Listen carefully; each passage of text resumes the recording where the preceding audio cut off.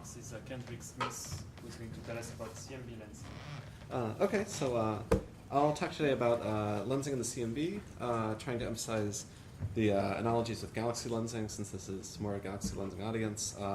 I'll talk about our WMAP3 detection from last year a bit, and then since I'm supposed to say something non-obvious, I'll talk a little bit about future prospects.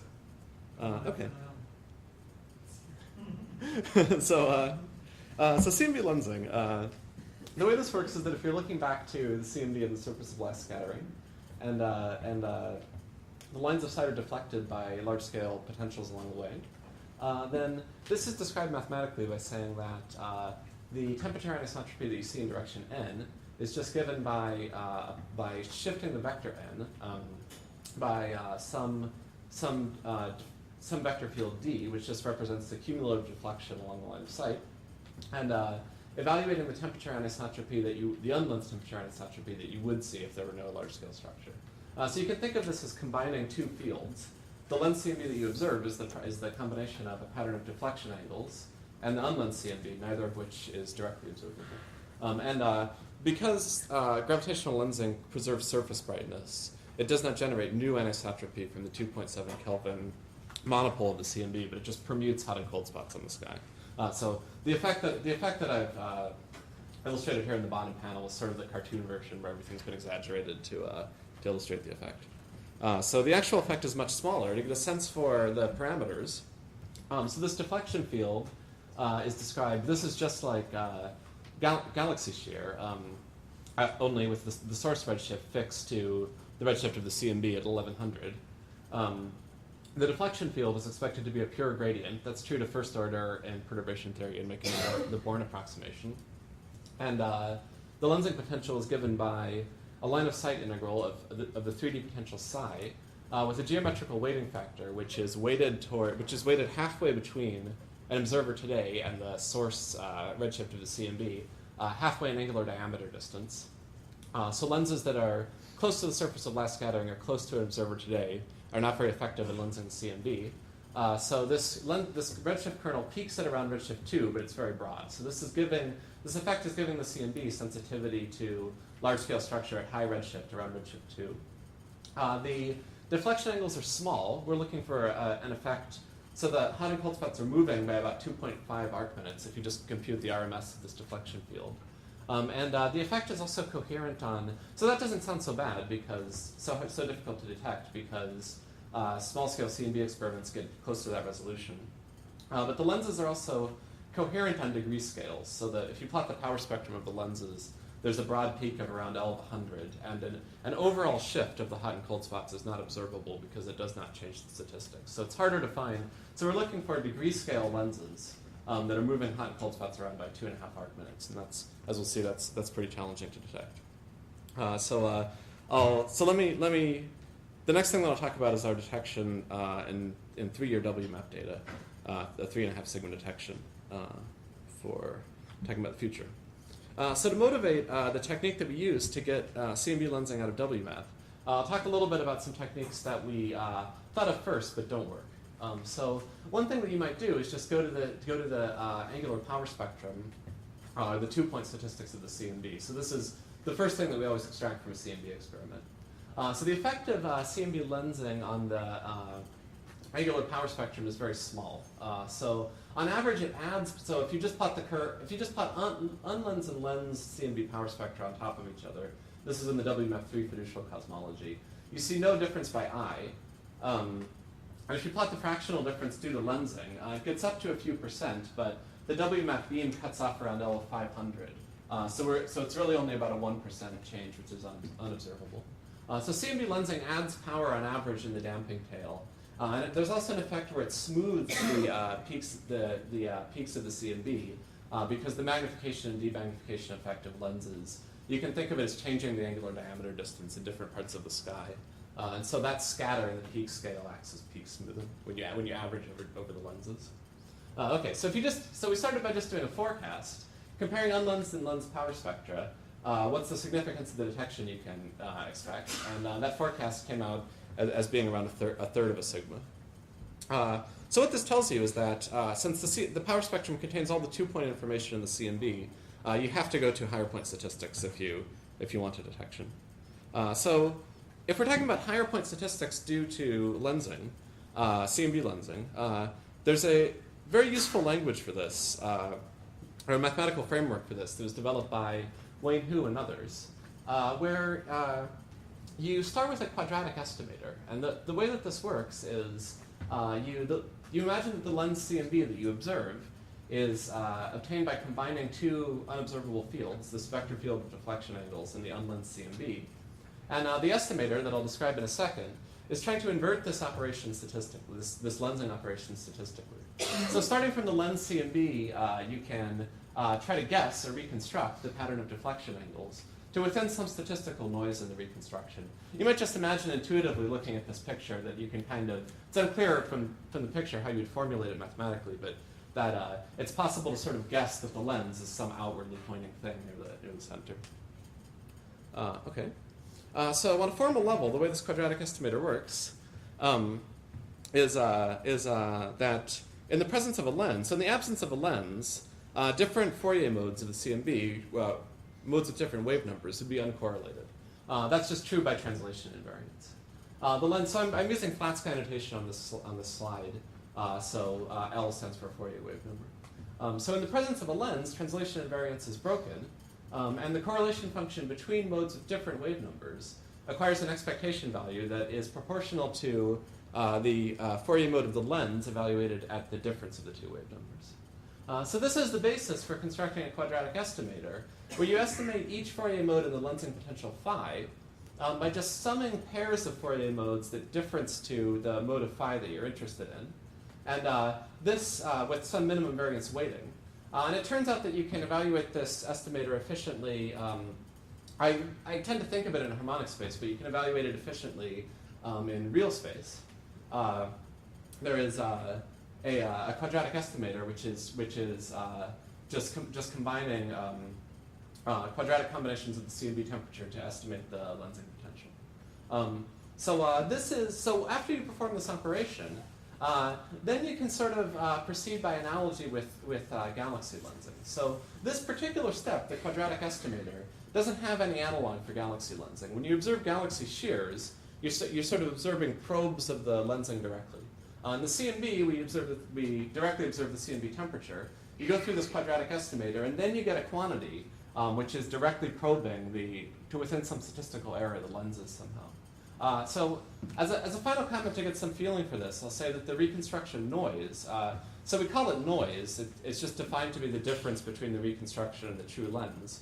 But it actually arises both from instrumental noise in observing the CMB, and also from the finite, from sample variance, from the fact that we only have a finite number of hot and cold spots in the field in each lens. So intuitively, the lensing estimator is trying to reconstruct the lensing potential indirectly through the lensing effect on the hot and cold spots. And the more hot and cold spots you can see, the better you can do this. So the limiting factor in WMAP is just the cutoff at L, the beam cutoff at L of 500. We'll be able to do a lot better with small scale experiments like Planck. Okay.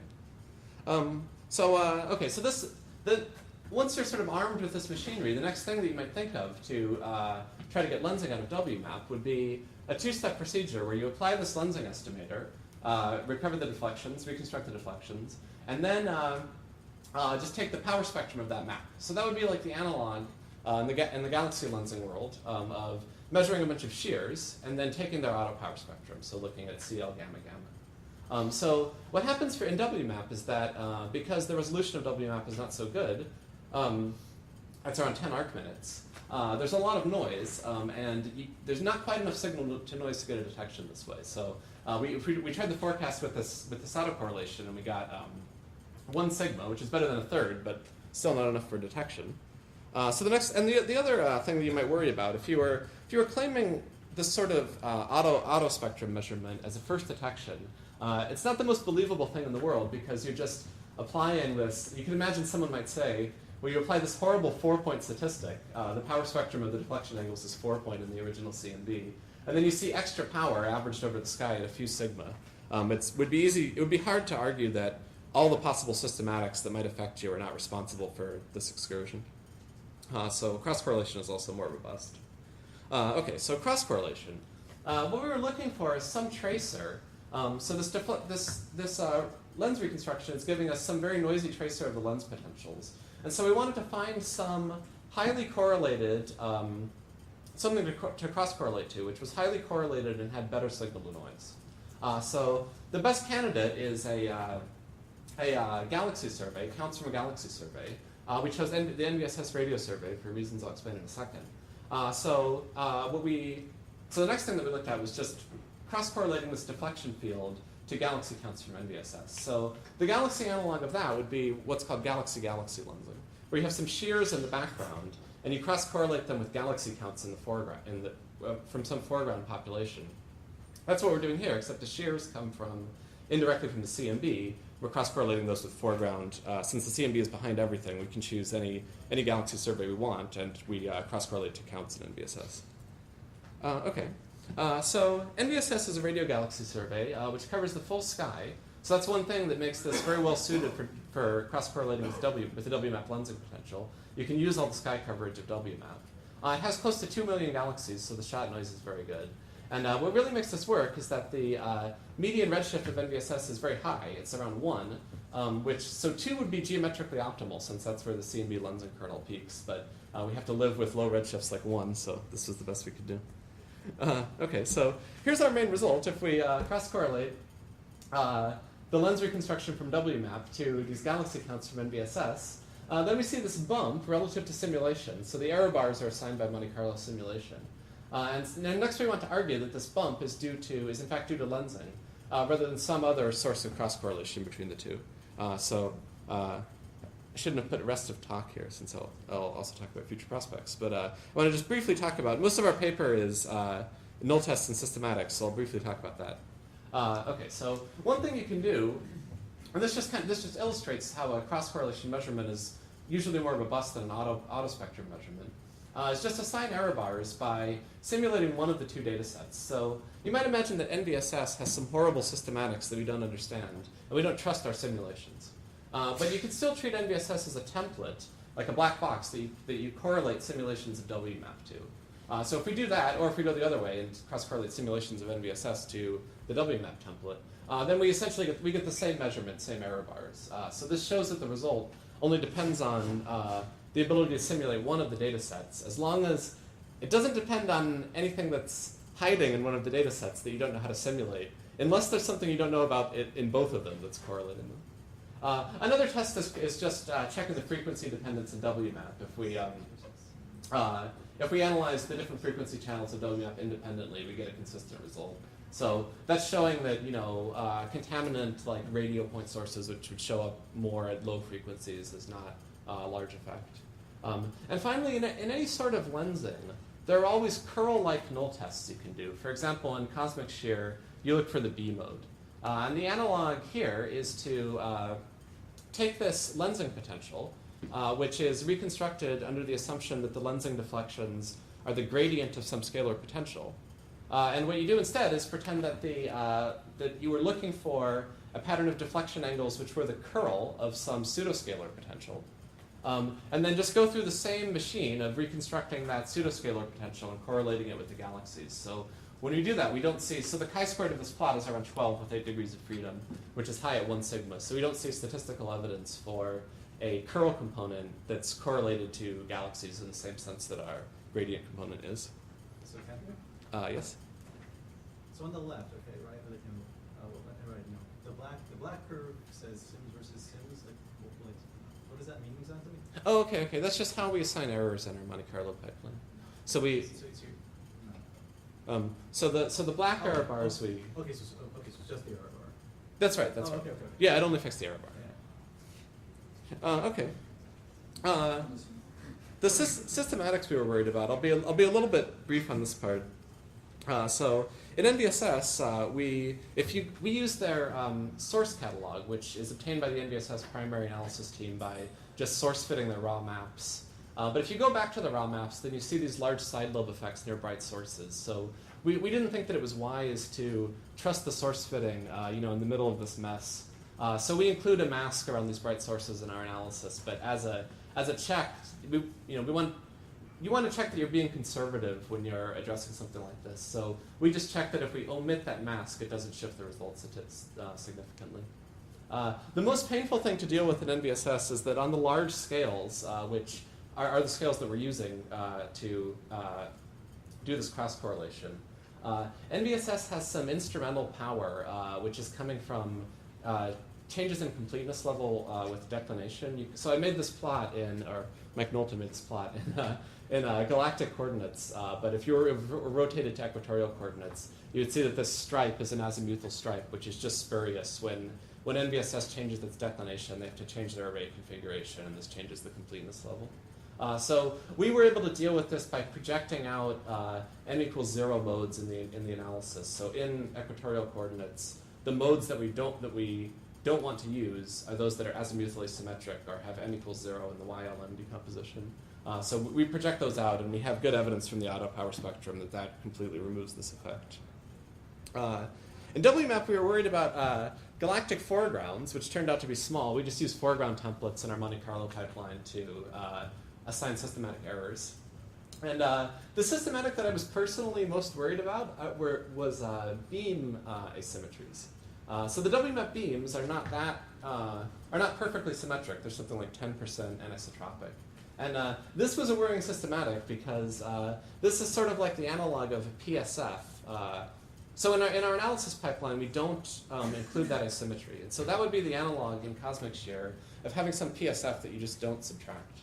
And so we were worried about this, but when we simulated it, we found that it was our smallest systematic effect. And I don't really understand why that is. So, I mean, one difference with the galaxy case is that in the galaxy case, unknown or unaccounted for source of PSF is perfectly degenerate with just adding a shear to every galaxy and mimicking the lensing signal. But in the CMB case, if you imagine sweeping an elliptical beam over a field of hot and cold spots and convolving them, that is not perfectly degenerate with CMB, with the CMB lensing signal, which would move hot and cold spots around in addition to shearing them. So maybe hidden in the algebra of this quadratic estimator, the estimator is able to tell the difference, or maybe it has something to do with the WMAP scan strategy. I'm not really sure why it's so small. But the beam asymmetries are worse when you get towards the plane, right? And you're kind of assuming you're excluding. Yeah, so the beam asymmetries are, the WMAP scan strategy is ecliptic coordinates, so it would depend on like ecliptic latitude.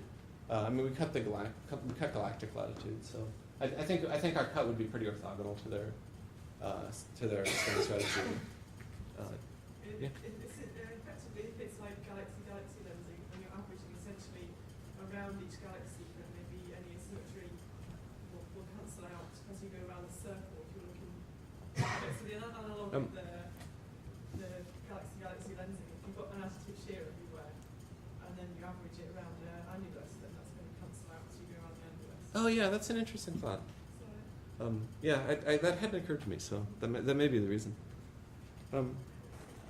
Okay. Okay, and what turned out to be our largest systematic effect and the hardest to deal with were point sources or SC contamination, which are coming in at small scales in WMAP. And those are the scales in WMAP that receive the most statistical weight in the lens reconstruction. So we had this really painful procedure. So the other thing that makes this hard is that there's so much uncertainty in point source models at microwave frequencies that we thought that the only way to reliably assign a systematic error here was to estimate the level of point source contamination directly from the data. So we came up with a sort of a long and painful procedure for doing this, where we so you're worried about point sources showing up. The other thing about point sources is that they're expected to be correlated to NVSS, because a radio point source might be in NVSS as an object. Or at the very least, they would be correlated. Their distribution would be correlated to the same large-scale potentials that NVSS is tracing. What we did to estimate the level of point source contamination directly from the data is just re-optimize the weights of this estimator so that it's looking for the form of the cross-correlation that you expect from point sources instead of looking for lensing. And when we do that, when we look for point sources in cross-correlation, we don't see them. And this allows us to place tight systematic errors on the level of leakage that we would get in our lensing estimator if we optimize the weights differently. So putting all these systematic errors together, we find that you can see, so this plot is showing, comparing our statistical error to our total statistical plus systematic error, and you can see that the systematics are basically under control. And this was one of the main things that we wanted to address with this, besides getting the detection, is these lens reconstruction techniques really hadn't been applied much in the wild. And so we really didn't know what would happen in WMAP when we tried Monte Carloing different systematics. But at least at the level of sensitivity that WMAP has, this whole thing seems to be pretty robust. I mean, our null tests basically passed on the first try. We were able to prove that the systematics that we could think of were all pretty small. So that is certainly promising. Okay, so I'll talk a little bit about future prospects. So unfortunately, I think that there's not much, now that we've gotten this detection from WMAP, there was a detection with similar statistical significance from WMAP by Chris Harada and collaborators. I think that there's not much to do except to wait for Planck and these small-scale experiments like SPT and ACT. And so before these experiments come online, I don't really see this getting above 5 sigma, for example. But as soon as we get these small scales, then the story is going to be very different. For example, Planck is going to have good signal to noise out to L of 2000, whereas WMAP cuts off at 500. And these lens reconstructions will suddenly get much better. So here's a forecast from one of Wayne's papers showing 1 sigma error bars on the lensing power spectrum from Planck, and from a reference experiment, which is temperature and polarization with very good noise, but not that different from what you might ultimately get from something like SPT pol. So this is something like a 60 sigma detection from Planck. So as soon as we get into this next generation of high-res experiments, then we can think of every CMB experiment as sort of containing a lensing experiment as a subset. I mean, we'll start being able to get precision lensing out of the CMB. So what can we do with that? I'll talk a little bit about just collecting some results from the literature, and then I'll kind of share some personal speculation. So as I see it, there are 3 main applications for CMB lensing in the future. One that's internal to the CMB is in CMB polarization. So in CMB polarization, probably the most unique thing about the field is the possibility of measuring gravity waves from inflation. And the way this works is that the EV decomposition in the CMB, almost everything is in E. More precisely, any scalar sources, like variations in the initial potentials or dark matter density, linear order and perturbation theory only show up in the E mode spectrum. And B modes are small, and they're small because they're only generated by second order effects like gravitational lensing is the largest effect. Or by non-scalar sources like the tensor gravity wave source. If there is a stochastic gravity wave background from inflation, it would show up in the B modes. And so lensing turns out to be the limit as the instrumental noise improves for seeing gravity waves in CMB B modes. Lens reconstruction may let you, if systematics and foregrounds cooperate, subtract that background. So this is sort of a crowded plot, but let me call your attention to, if we ultimately want to get down to a tensor to scalar ratio of 10 to the minus 3, that would be hidden in the gravity wave B mode. But if we can do this lens reconstruction game, if we see the small angular scales in the CMB, we can reconstruct the lenses, then you can invert this lensing operation and subtract the gravity wave B mode down to a smaller level. So this will ultimately, at some point in future generations of like ground-based polarization experiments, this will become important. Another application for CMB lensing is cluster lensing. So this is really analogous to galaxy-galaxy lensing, where you have a big cluster, say detected in SZ. You know where it is. You want to get its absolute mass, say for calibrating the mass-temperature relation. And what you can do is, if you just apply this lens reconstruction estimator, so this is from a paper of Matthias and Jael Yu. If you just apply this lens reconstruction estimator, it's good enough to take the small effect of the cluster on the small lensing effect of the cluster and reconstruct its mass potential. So this is just an alternative to using the shears of background galaxies. I think the general picture here is that for clusters at low redshift, it's difficult for this to compete with galaxy lensing. But for clusters at the highest redshift, which we may see in SC, then there aren't very many background galaxies, and this may be the best way to do it. Finally, so the thing that I'm most personally interested in are cosmological parameter constraints. So you might just ask, if you do a Fisher matrix forecast, how well can CMB lensing constrain cosmological parameters? And the impression that you get from the forecasting literature is pretty pessimistic. For example, CMB lensing gives the CMB sensitivity to growth of structure at low redshifts. Normally the primary CMB is basically blind to anything going on at low redshifts. You only measure one number, which is the angular diameter distance back to last scattering. But if you can also see lensing, then you can try to get a few more numbers out of the CMB. But the prospects don't look all that competitive with large-scale structure. For example, if we just compare to cosmic shear, in neutrino mass, the forecasters say that we should get a constraint of about 0.5 eV from Planck. Or from a futuristic CMB pole-like experiment, this would get down to about 0.04. And so to make this sort of futuristic forecast fair, we should compare to futuristic cosmic shear experiment with some redshift bins. And that will get down to about 10 to the minus 2 EV. Similarly in dark energy, so here things look really bad for CMB lensing. You can ultimately get down to about 0.15 for 1 sigma error on W.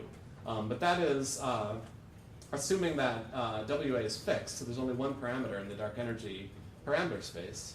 At cosmic shear, for a futuristic mission, you could constrain a couple of parameters to better accuracy. So that's much better. If you're getting 2 parameters instead of 1, that's really qualitatively better. My feeling is that the reason that CMB lensing in forecast gives weaker parameter constraints than galaxy lensing is because we're just interested in parameters where CMB lensing is not going to be that sensitive because, for one thing, in CMB lensing you only have one source redshift at 1100, the source redshift of the CMB, and the lensing kernel is peaking around redshift 2, so we're mainly sensitive to the high redshift universe. And the other thing is that CMB lensing naturally probes large angular scales better than small angular scales. So that's one thing that's true of CMB lensing that's not true of galaxy lensing. Like if you look at the noise power spectrum, there's two.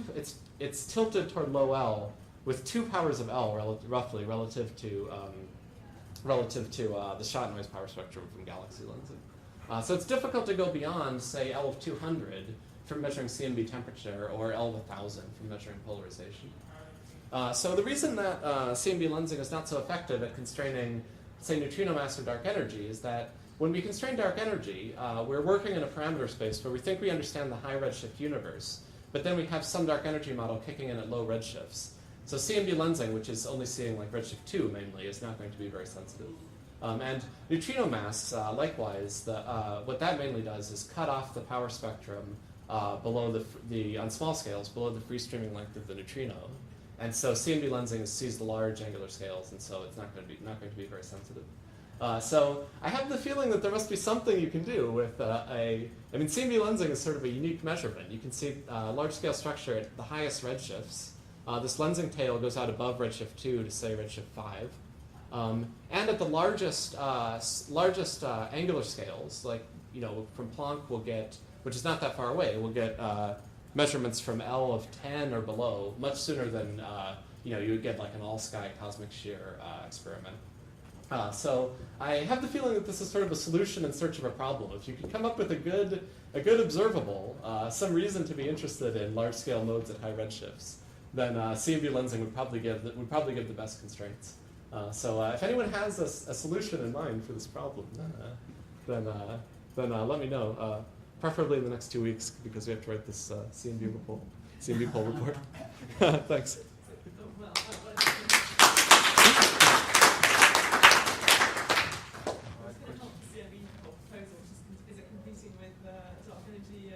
Oh, absolutely not.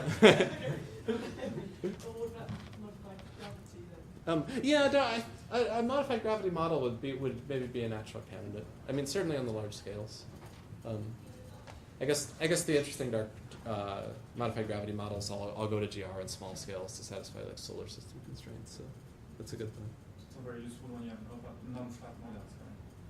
When you have not like all the prospective showers of flat models. Oh yeah, that may be true. So they. Yeah, well, I'm very on paper, but that's really important because you can distinguish curvature, the growth of horizon. Yeah, that's a good thought actually. I wonder if none of the forecasts that I showed, I believe, marginalized curvature. So maybe with curvature marginalized, they can break degeneracy. People talk about like an axis of evil and slow else to just help you out there. Oh, that I had not thought of at all. Well, there's not really a model for the axis of evil. But if you imagine that there is one, then I guess the answer is probably. I mean, you can see scales of 10,000 megaparsecs or so. Willie? With cross-correlation tomography, then you actually get the dark matter function of redshift even out of CMB, isn't it? So you actually do get dark energy leverage. Sorry, could you repeat that? With lensing cross-correlation tomography, you actually get to measure the lensing redshift distribution, which is what you need to break the growth factor function of redshift degeneracy. But you can do that with CMB lensing just as well as you can with any other source. Yeah, maybe this is an unfair comparison comparing to an entire tomographic cosmic shear experiment, because this is really just acting as one redshift band, right? It could be the highest redshift. You actually do get to break that, even with CMB. So if you only have a CMB plus a photo C survey with no shear at all, I mean, you could do that for just even regular shear. If you only have one lens plane, if you only have one source plane and multiple galaxy lensing, so to say, in different redshifts, you do get to solve, like what Jay Van Prunen has been doing. There are these geometric leverages you get that are purely geometric. Oh, okay, like distance ratios. And if you were doing cluster lensing. Well, and there's a square paper which says you can use it to calibrate some of the focus sensing it as well. Okay, yeah. I suppose, right. Cross-correlated CMB and galaxy. Sure, right. I guess you could use it for calibration, like photoz's or galaxy bias. Okay, one last question to Marusha. Can you measure masses of your radio galaxies from your detected signal? And what is that going to tell you? I guess it's stack of lenses. We thought about this a little bit. I mean, we could maybe get some handle on the galaxy bias, or I mean, it's only a 3.5 sigma measurement, so you could get one parameter like the galaxy bias. The problem was that the NVSS redshift distribution is pretty unconstrained, so there are just too many parameters in the problem. If we knew the bias, we could say something about the redshift distribution or vice versa. Jonathan? How well can you do on cluster masses, and how badly does Quadratic Estimator screw you up? So that question I can't really answer. I've never actually worked on cluster masses. I just thought I would mention. All right, so let's thank Kendrick again.